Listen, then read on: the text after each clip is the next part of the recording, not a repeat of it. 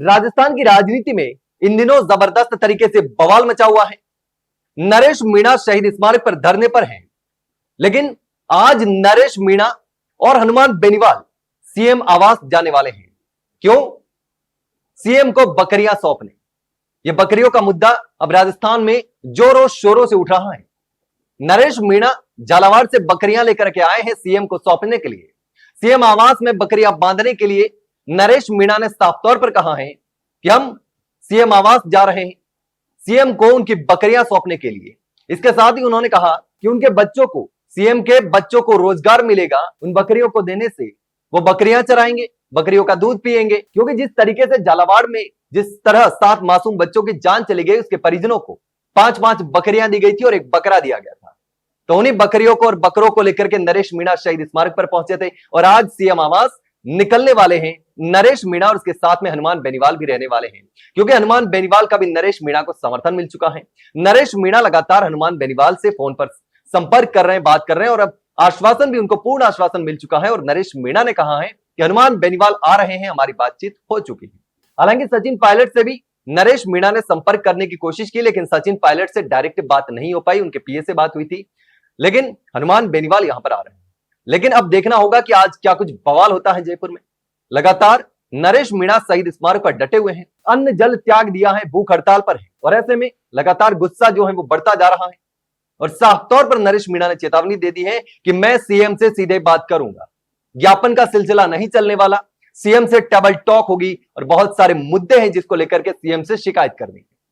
और जिस तरीके से नरेश मीणा के धरना देने के बाद कुछ लोगों को, यानी झालावाड़ हादसे के जो पीड़ित नरेश मीणा के साथ शहीद स्मारक पर धरने पर बैठे थे, उनको रातों रात गायब कर दिया।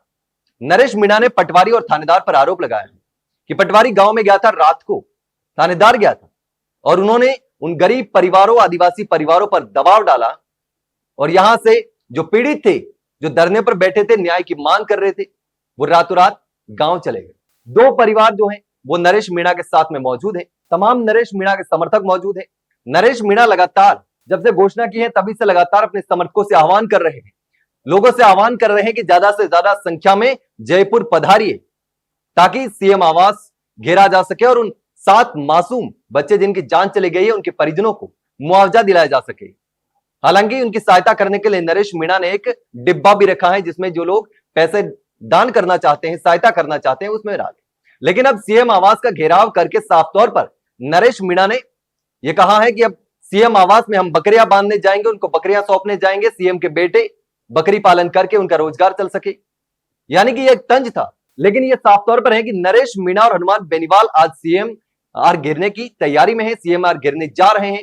पहले ऐलान कर चुके थे, आज के लिए कर चुके थे और ऐसे में अब तैयारियां लगभग पूरी हो चुकी हैं। हनुमान बेनीवाल भी पहुंचने वाले हैं। लेकिन अब इस पूरे मामले को लेकर आप क्या सोचते हैं? जिस तरीके से हादसा हुआ, नरेश मीणा न्याय मांग रहे हैं, शहीद स्मारक पर धरना हुआ, उसके बाद जो कुछ पीड़ित परिवार थे वो रातों रात वहां से वापस झालावाड़ चले गए, पिपलोद चले गए। लेकिन अब नरेश मीणा और हनुमान बेनीवाल ने सीएम आवास घेरने की पूरी तैयारी कर ली थी और आज सीएम आवास घेरने जा रहे हैं। लेकिन इस पूरे मामले को लेकर आप क्या सोचते हैं?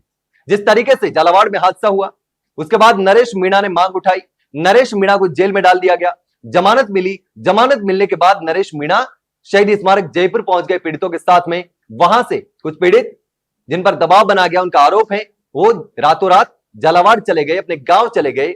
उसके बाद अब नरेश मीणा सीएम आवास घेरने जा रहे हैं, जिसके साथ में हनुमान बेनीवाल है, हनुमान बेनीवाल का सपोर्ट है। लेकिन अब इस पूरे मामले को लेकर आप क्या सोचते हैं? कमेंट सेक्शन में कमेंट करके जरूर बताना। वहीं अगर जानकारी अच्छी लगी हो तो वीडियो को लाइक और शेयर जरूर करें और हाँ, चैनल को सब्सक्राइब करना ना भूलें। फिलहाल के लिए इतना ही, जल्द मिलते हैं एक नई जानकारी के साथ, तब तक के लिए नमस्कार।